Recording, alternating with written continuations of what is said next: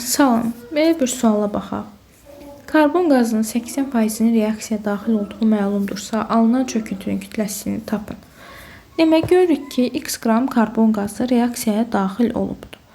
Və kalsium hidroksidlə reaksiya nəticəsində 4,4 qram karbon qazı çıxıbdır burada. Yəni, bu artıq qalan karbon qazıdır.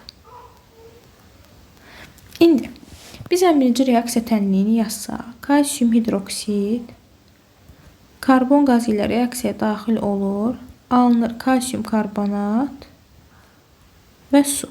Əmsala ehtiyac yoxdur. Demək, bizə burada bir ipucu verir ki, karbon qazının 80% reaksiyaya daxil olubdur. Reaksiyaya daxil olub nə deməkdir? Sərf olub. Demək, 80% CO2-miz sərf olub. Onda nə qədər artıq qalıb? Yəni 100%-in 80% sərf olubsa, 20% CO2 də artıq qalıb. İndi bu bizə CO2-nin sərf olunan qiymətini tapmaqda köməklik edəcək. Artıq qalan CO2-miz neçə qramdır? 4,4 qram CO2-miz artıq qalıbdır. Bu neçə faizdir artıq qalan? 20%-dir. Bəs biz tapaq görək 80%, yəni sərf olunan nə qədərdir? X.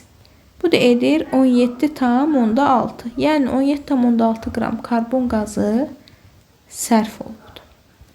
İndi bizə deyir alınan çöküntünün kütləsini hesablayın. Demək, həmişə də hesablamaları sərf olunan qiymətə əsasən baxarıq. Artıq qalan qiymətindən yox. Demək, 17,6 qram karbon qazımız sərf olunanda neçə qram çöküntümüz alınır? X qram. Bizdən bunu istəyir. Yəni çöküntü nədir? Kalsium karbonatdır burada. Bəs tənliyə baxıram. Nə qədər karbon qazımız var? 1 mol karbon qazı, yəni 44 qram.